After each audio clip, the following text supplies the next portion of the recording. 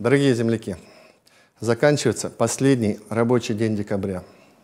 Весь этот год мы много и упорно трудились, дожимая многочисленные застарелые проблемы, решая новые вызовы. И самое главное, формируя контуры нового, динамичного, конкурентного Башкортостана. Что-то у нас получилось. При этом я честно скажу, что где-то мы не дотянули. Но мы не боимся в этом признаваться и идем дальше. Я твердо уверен, что наша республика не бедная и обладает огромными ресурсами для того, чтобы люди жили лучше.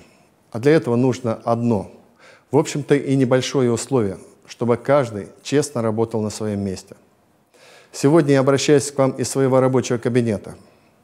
Да, он довольно комфортный, но здесь я провел довольно много непростых совещаний со своими коллегами, пытаясь решить самые острые проблемы республики. В этом кабинете я убеждал своих коллег, принуждал, мотивировал, ругал, бывало и хвалил. Все это нужно было потому, что в 2019 году я выполнял для себя первую и главную задачу. Я старался встряхнуть управленческий аппарат, сделать так, чтобы мои коллеги-чиновники с открытой душой и открытым сердцем работали с людьми. Потому что я твердо убежден, что хамы, безответственные и черствые люди не должны работать на государственной и муниципальной службе. Кто-то меня не услышал, и мы немедленно с ними расстались. В этом кабинете я провел много часов, общаясь с инвесторами, потому что понимаю, что приход инвестиций в экономику нашей республики обеспечит долгожданные рабочие места, хорошие зарплаты и развитие Башкортостана.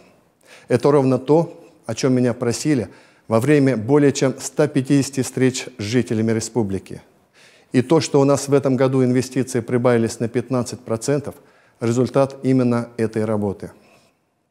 Дорогие друзья, поверьте, я хорошо знаю, что вас волнует. Маленькие зарплаты, пособия, плохие дороги, дворы, подъезды, нехватка школ и спортзалов. И мы последовательно решаем эти вопросы и обязательно их решим. Только в 2019 году мы построили школ, садиков, домов культуры, спортзалов и ФАПов в 2 раза больше, чем в прошлом году. И все последующие годы, уверяю вас, будем строить, строить и строить. Дорогие друзья, для меня Башкирия – это одна большая дружная семья. У нас спокойные, добрые, открытые и просто очень хорошие люди. Забота о вашей достойной жизни – главный вызов и главный смысл моей работы. И мне хочется, чтобы в каждой семье наступающий Новый год был счастливее, чем предыдущий. И мы вместе с правительством сделаем все для этого возможное. С Новым годом, дорогие друзья! Яңгы елманан, кадерле достар!